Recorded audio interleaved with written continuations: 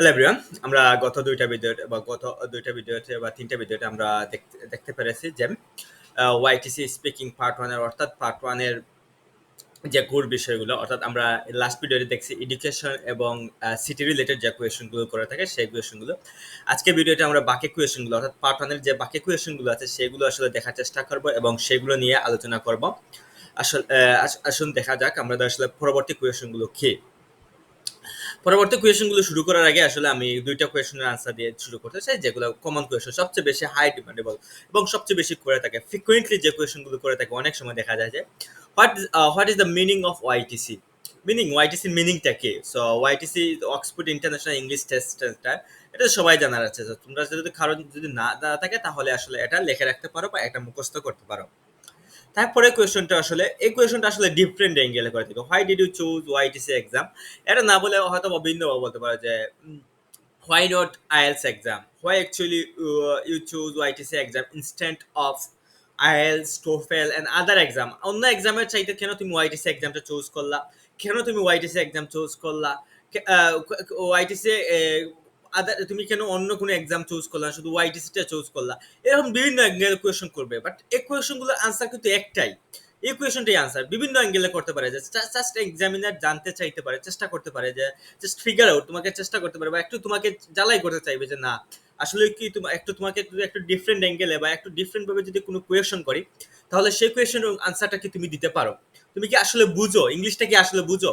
শেষের জন্য আসলে তারা কি করে, জাস্ট একটু ডিফারেন্ট ভাবে কোয়েশনটা করতে পারে। সো এখানে আসলে কোনো অরিড হওয়ার বিষয় নাই। যদি তুমি কাউকে বলা যে why not IELTS exam, why not other exams, why actually you choose ওয়াইটিসি exam, কেন ওয়াইটিসি এক্সাম, কেন আইএলস এক্সাম না, কেন টুফেল এক্সাম না, কেন পিটি এক্সাম না, অন্য কোনো এক্সাম না, কেন কেন ওয়াইটিসি এক্সাম? তখনই আসলে বলবো যে I choose YTC test for various reasons. অনেকগুলো রিজনের কারণে আমি কি ওয়াইটিসি টেস্টটা নিছি। The biggest reason is that it might be so easy. এটা খুব easy to give the test anywhere from online. Online দিয়ে আসলে যে কোনো জায়গা থেকে দেওয়া যায়। As you know that more than 30 UK university accepts this test. কিন্তু 30টার বেশি ইউনিভার্সিটি আসলে কি ওয়াইটিসি টেস্টটা গ্রহণ করতেছে। Finally OIETC test is similar to IELTS.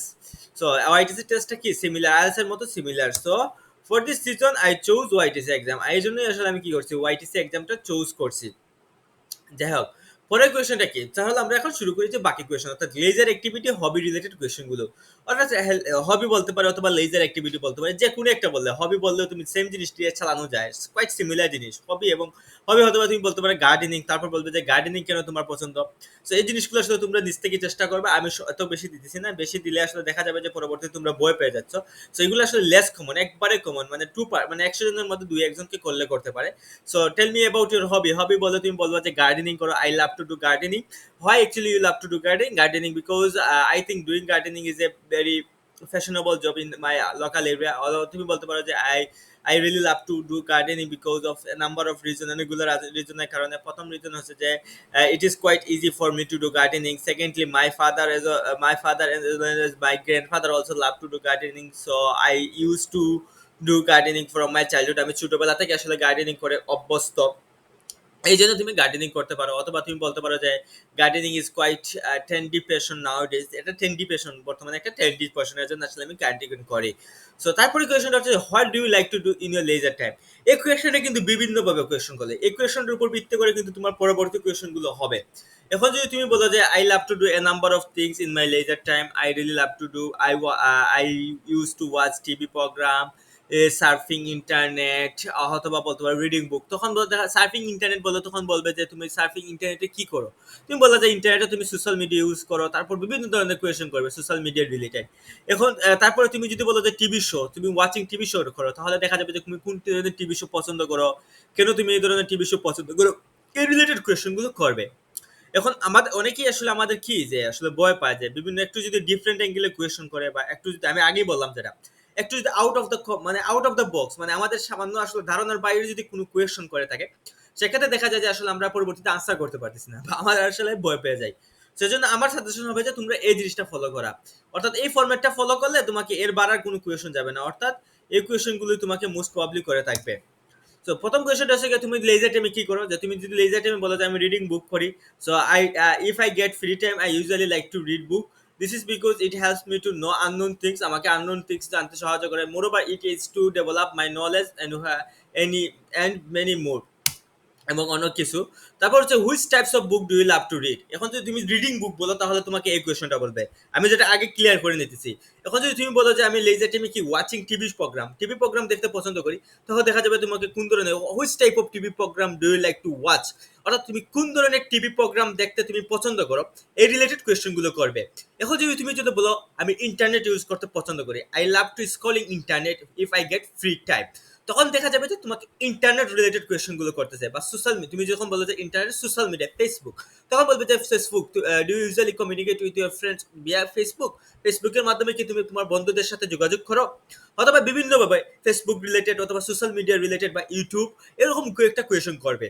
এখন তুমি যদি মনে করো যে না ভাই আমার এত সবের দরকার নেই, আমি সিম্পল থাকতে চাইলে তোমরা এই আনসারটা ফলো করতে পারো। তুমি যদি রিডিং বুক বলো, তারপরে কোয়েশনটা হবে যে which type of book do you love to read, তুমি কোন ধরনের বইটা পছন্দ করো, কোন ধরনের বই পড়তে পছন্দ করো, বা which type of book do you usually read, তুমি কোন ধরনের বই আসলে ইউজুয়ালি রিড করো, তখন বলা যায় I love to read Nobel books পছন্দ করি। মাই ফেভারিট বুক ইজ হাবলুদের জন্য প্রোগ্রামিং ইজ মানে আমার পছন্দের বই। Who is your favourite writer, মানে তোমার ফেভারিট রাইটার কে, তখন বলা যায় Kazi Nazrul Islam my favourite writer. বা বলে যে can you tell me something about your favourite writer, তোমার ফেভারিট রাইটার সম্পর্কে কি তুমি কিছু বলতে পারবা? তুমি বলবে যে he is a novel writer, অথবা তুমি বলতে পারো যে he is a really excellent writer in my local area and he is a national writer of our country, আমাদের দেশের ন্যাশনাল বা জাতীয় কবি তিনি। এরকম কিছু ইনফরমেশন তুমি কাজী নজরুল ইসলাম সম্পর্কে দিতে পারো। অথবা তুমি যদি হুমায়ুন আহমেদ বলো, তাহলে হুমায়ুন আহমেদ সম্পর্কে বলবা, তোমার ইচ্ছা আছে। তখন আসলে রাইটার সম্পর্কে জানার চেষ্টা করবে। তারপর নোবেল বুক, তারপর বলবে যে can you say some of the novel books name, তুমি কিছু নোবেল বইয়ের নাম বলতে পারো, তোমার ইচ্ছা মতো বলে দিলা যে Nobel the great, Niloy the great, Hablu the great, এরকম কয়েকটা নোবেল বইয়ের নাম তুমি বলে দিতে পারো এজ ইউর উইশ। এগুলো আসলে তোমাকে তারা আসলে ফ্যাক্ট যাচাই করতে, তথ্যটা তারা যাচাই করবে না। তুমি জাস্ট ইংলিশে কয়েকটা বইয়ের নাম বলে দিবা, নোবেল বই কয়েকটা নাম বলে দিবা, জাস্ট এটাই এনাফ। তোমার যদি কোনো ধরনের তোমার লেজার টাইমে কিন্তু টোটালি আমি আবার বলে নিতেছি, জিনিসটা আমি আবার রিক্যাপ করতেছি যে লেজার টাইম তুমি কি what do you like to do in your leisure time. তুমি যদি টিভি প্রোগ্রাম বলো, তাহলে টিভি প্রোগ্রাম রিলেটেড কোয়েশ্চেনগুলো করবে তোমাকে। তুমি যদি এখন ইন্টারনেট বলো, তাহলে ইন্টারনেট রিলেটেড কোয়েশ্চেনগুলো করবে। তুমি যদি রিডিং বুক বলো, তাহলে রিডিং রিলেটেড বুক বলো, অর্থাৎ রিডিং বই রিলেটেড কোয়েশ্চেনগুলো করবে। So it's totally depend on you how actually কোন ধরনের জিনিসগুলো তুমি বলতে পছন্দ করো, কোন ধরনের জিনিসগুলো কোয়েশ্চেন করলে তুমি বলতে পারবা, সেই জিনিসটা তুমি চুজ করবে। তুমি যদি কখন বলো যে না আমি ইন্টারনেট রিলেটেড জিনিসগুলো বলতে পারবো, তাহলে এজ ইউর উইশ তুমি ইন্টারনেটটা বলবা, চুজ করবা যে I love to do scrolling, I love to scroll Facebook or internet while I get free time. আমি ফ্রি টাইম পাইলে আসলে আমি কি করি, এই ফেসবুক ইউজ করতে পছন্দ করি। অথবা তুমি যদি মনে করো যে রিডিং বুক আমি বলতে পারবো, তাহলে রিডিং বুক বলে তুমি চুজ করবা, যেটা আমি বললাম বারবার এক কথাই বলতেছি। তারপর হচ্ছে গিয়া do you have any pet, তোমার কি কোনো পেট আছে? তুমি বলো yes I have a pet and this is a cat which colour is white which, তুমি বললে যে ক্যাট আছে, তোমার এটা একবারে লেস ইম্পর্টেন্ট কোয়েশ্চন। তোমার কি ক্যাট আছে কি না, এটা আসলে এটা করে না, এটা আস্তে আস্তে করে। যেমন তুমি লেজার টাইমে যদি তুমি কোনো ধরনের ফাউল আনসার দিয়ে দাও, তো ফাউল আনসার বলতে তুমি যদি একটু বেশি পাকনামি কইরা কোনো ধরনের উল্টা পাল্টা আনসার দাও, তাহলে দেখা যাবে যে তোমার এই পেট রিলেটেড কোনো কোয়েশ্চন চলে গেছে। তারপর যে which types of food do you like most, এটাই যে তোমার লেজার টাইম রিলেটেড, কিন্তু ফুড রিলেটেড। দেখা যাবে যে তুমি কোনো আনসার বলছো যে I if I get free time I love to spend time with my family friends, আমি বন্ধুদের সাথে টাইম স্পেন্ড করতে পছন্দ করি, তখন দেখা যাবে তোমাকে এই বা I love to spend some movement with my friends in রেস্টুরেন্টে তুমি পছন্দ করো, তখন জিজ্ঞেস করতে পারে যে which types of food do you like the most, তুমি কোন ধরনের খাবার সবচেয়ে বেশি পছন্দ করো। সো তখন I most like to eat home made food that includes rice, fresh, bag, vegetable, curry, noodles, salad and cheese.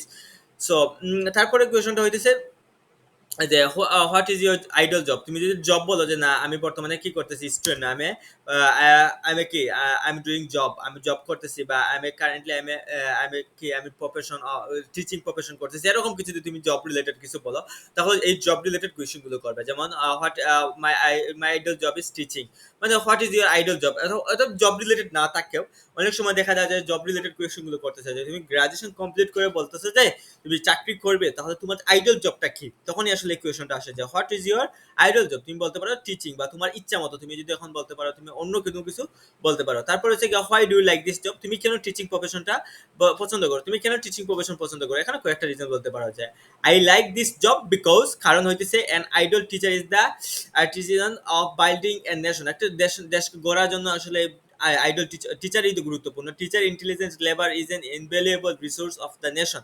দেশের জন্য আসলে তারা খুবই গুরুত্বপূর্ণ। পরবর্তী প্রজন্মকে শিক্ষিত করার জন্য টিচারের সবচেয়ে বড় ভূমিকা পালন করে, বা একটি দেশকে আসলে রক্ষা করার জন্য, বা একটি দেশের শিক্ষা জাতির মেরুদণ্ড। তো টিচার যদি ভালো না হয়, টিচার যদি না থাকে, তাহলে আসলে দেশটাই পুরোপুরি বঙ্গুর।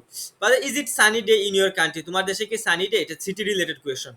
অত সিটি রিলেটেড আসলে হয়তো বা বলে আমি উপর থেকে নিচে নিয়ে আসছি। So that's sorry for that. এখন তুমি বলতে পারো যে yes this is sunny day in my country. এটা কমন কোয়েশন, মানে basic question, just normal question. তারপর do you have any friends and family members live in the UK? So তোমার কি কোনো ফ্যামিলি মেম্বার ইউকে তে আছে? তোমরা সরাসরি বলে দিবে যে no, in the UK there are no any friends or family members living. কেন এটা ন বলবা, সেটা উত্তরটা আমি বলতেছি। কারণ হচ্ছে যে তুমি যদি বলো যে ইয়েস, তখন দেখা যাবে যে তোমাকে বলতেছে যে তারা কি, তোমার বন্ধুরা কি কোনো ধরনের ইনফরমেশন শেয়ার করছে লন্ডন রিলেটেড বা ইউকে রিলেটেড, তখন দেখা যায় যে আসলে আমরা আটকে যাইবো, বা এরকম কয়েকটা উল্টাপাল্টা কোয়েশন করে যাওয়ার সম্ভাবনা। সো সবচেয়ে সেফ জিনিস হচ্ছে যে ন বলা তুমি জাস্ট এই সেন্টেন্সটা বলে দিবা যে in the UK there are no any of my friends or family members living কোনো ধরনের। বা দেখা যাচ্ছে কি have you ever had visa refusal from any countries? তুমি বলা যায় ন, বা তোমার যদি থেকে থাকে তাহলে বলা যায় yes I have a visa refusal from the, তুমি কান্ট্রির নামটা বলে দিবা। তারপর হচ্ছে কি what is your future plan or ambition in or aim in life? তোমার মানে পরিকল্পনা কি, তোমার ভবিষ্যৎ পরিকল্পনাটা কি? তুমি তখন বলা যে my future plan is very straight and forward. তোমার ইচ্ছা মতো বলতে পারো, যে তুমি হয়তো বা বিভিন্ন রকম বলতে পারো, তোমার ইচ্ছা, জাস্ট টোটালি ডিপেন্ড অন। তুমি যদি এখন বলতে না ভাই আমি আপনার ফরম্যাটটা ফলো করবো, তখন দেন ইটস ওকে। তারপর বলা যায় my future goal is very easy and straight forward. খুবই সহজ এবং মানে স্ট্রেট ফরওয়ার্ড, সোজাসুজি ভাই, কোনো পেচ নাই।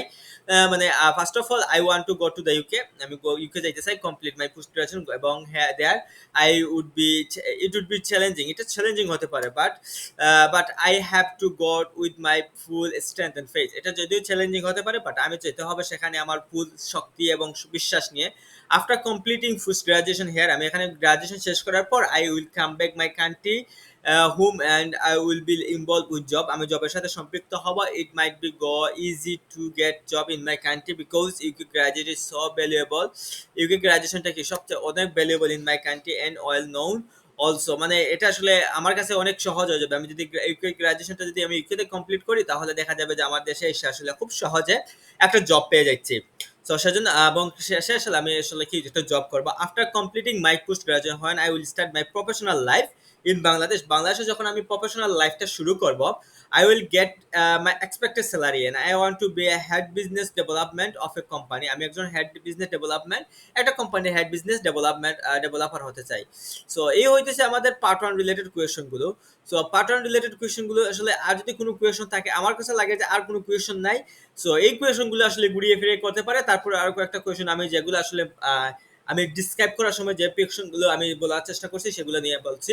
এবং নেক্সট ভিডিওতে আমি দেখানোর চেষ্টা করবো কিভাবে আসলে আমরা সেন্টেন্স মেক করতে হবে এবং কিভাবে আসলে আমরা আনসার দিতে হবে। অর্থাৎ পার্ট 1, পার্ট 3, পার্ট 4 এর কোয়েশন করলে কিভাবে আসলে আমরা আসলে টেমপ্লেট গুলো ইউজ করে খুব সুন্দরভাবে আসলে আনসারগুলো অর্গানাইজ করতে পারবো। সো সেই অনুযায়ী আসলে আমাদের 5 নম্বর বা 4 নম্বর ভিডিওটা হবে। টিল দেন আল্লাহ হাফেজ। এই হচ্ছে আমাদের পার্ট 1 রিলেটেড ভিডিও শেষ। আমরা আমাদের পার্ট 1 রিলেটেড আর কোনো ভিডিও দেখা হবে না ইনশাল্লাহ। তোমাদের যদি কোনো কিউরি থাকে বা তোমাদের যদি বলা হয় যে না ভাই আমাদের এই রিলেটেড ভিডিওগুলো তৈরি করেন, তাহলে আমি আসলে চেষ্টা করবো সেই রিলেটেড ভিডিও তৈরি করার জন্য। সবাইকে আসলে ভিডিও দেখবা এবং পার্ট 1 শেষ করে আজকে তোমাদের কাছে পার্ট 1 শেষ করে নোট তৈরি করে সে অনুযায়ী প্র্যাকটিস করা, প্র্যাকটিস অ্যান্ড প্র্যাকটিস। পড়ালেখার উপর কোনো উপায় নাই ভাই, যতই টক্সিক বলেন না কেন। অনেকে আসলে দেখা যায় যে শর্টকাট টুকায়, শর্টকাটের কোনো দুনিয়াই নাই ভাই এখানে। শর্টকাট টুকাইলে কিন্তু রেজাল্ট আসার সম্ভাবনা খুবই কম। সো তোমাদের টার্গেট থাকবে যে আমি তো সবগুলো রিসোর্স প্রোভাইড করতেছি, তোমরা জাস্ট পড়বে এবং মক টেস্ট দিবে এবং সেই অনুযায়ী প্রিপেয়ার হবে, জাস্ট এনাফ। এগুলো তো ভাই অত আহামরি কিছু না, জাস্ট টেকনিক্যাল ইংলিশ, জাস্ট কিছু প্রশ্ন দিয়ে দিছি আমি, এগুলো পড়বে, এগুলো থেকে ইকুয়েশন পড়বে মোস্ট অফ দ্য, মানে এগুলো থেকে ইকুয়েশন পড়বে, এর বাড়া যাওয়ার কোনো সম্ভাবনাই নেই। টিল দেন আল্লাহ হাফেজ।